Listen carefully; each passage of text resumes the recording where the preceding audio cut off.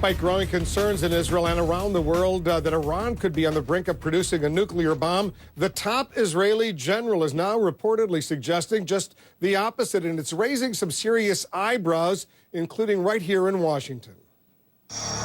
And Republican Congresswoman Michele Bachmann of Minnesota is here, the former Republican presidential candidate, a member of the House Intelligence Committee, and I want to get to some of the missions you've been on lately, but your quick reaction to what we are now hearing from the Israeli military's chief of staff, Lieutenant General Benny Gantz, quoted in Israeli newspapers as saying this about Iran and its nuclear weapons ambitions.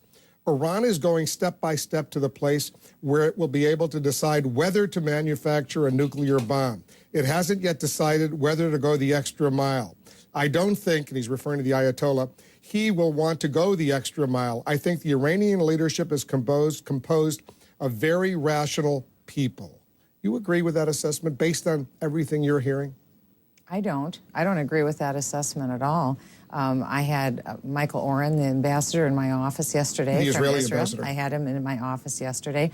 I traveled to Israel to meet with the Prime Minister, Netanyahu, to talk about the situation with Iran. And ironically, the night that I was flying into Ben Gurion Airport in Tel Aviv, there were 110 rockets that were sent into Gaza, and the Iron Dome was deployed. That doesn't happen very often. And the good news is that when the dome was deployed, there wasn't one Israeli that lost their life. But what it showed is that this is a very real, persistent threat that Israel faces. There's never a time when Israel does not face the threat. But I think that people on the ground in Israel recognize that Iran has only had one ambition, and that's to develop a nuclear weapon and use it against Israel. Because what General Gantz seems to be saying, he seems to be on a different page than the Prime Minister, Benjamin Netanyahu, is that the Iranians have not yet decided to go ahead and build a nuclear bomb, that they're very rational, and they're considering all this deliberately, and there seems to be no rush, at least on his part, to take action.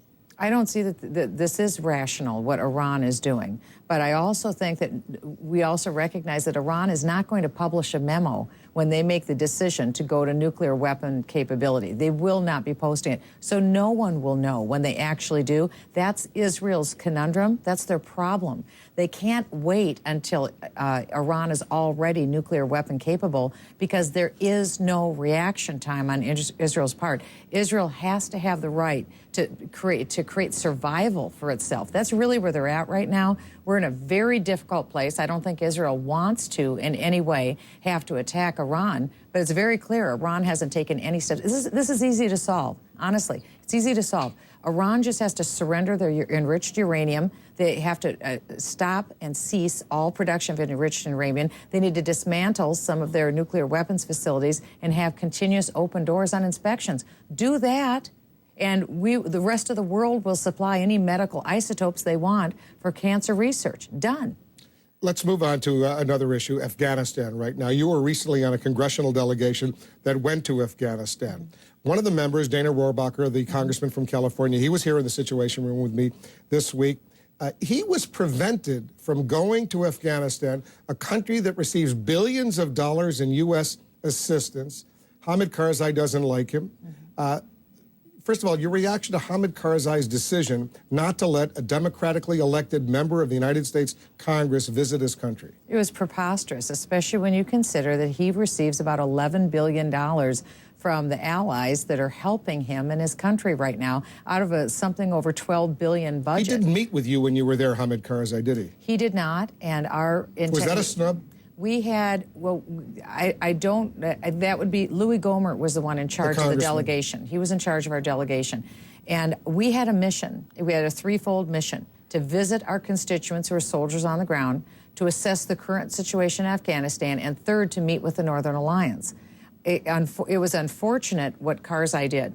By not allowing Dana Rohrabacher to come in. By not allowing him in. What was your reaction when you heard that the Secretary of State Hillary Clinton and the Secretary of Defense Leon Panetta said that he shouldn't go at this time, and a U.S. military plane that was waiting in Dubai to fly you, the congressional delegation, and him to Kabul wouldn't take off if he were on the plane? That's right. We thought it was preposterous and outrageous. We felt that the Defense Secretary and the Secretary of State should stand by the members of Congress as opposed to standing by Karzai. So why did you go, and your fellow members? Why didn't you say, you know what, if Dana Rohrabacher isn't going, I'm not going either? Well, there's two reasons. First of all, we had our mission, which was to visit the constituents, meet with General Allen. General Allen was in my office 6 weeks ago and invited me to come to Afghanistan. So I came at his request. And number three was to meet with the Northern Alliance.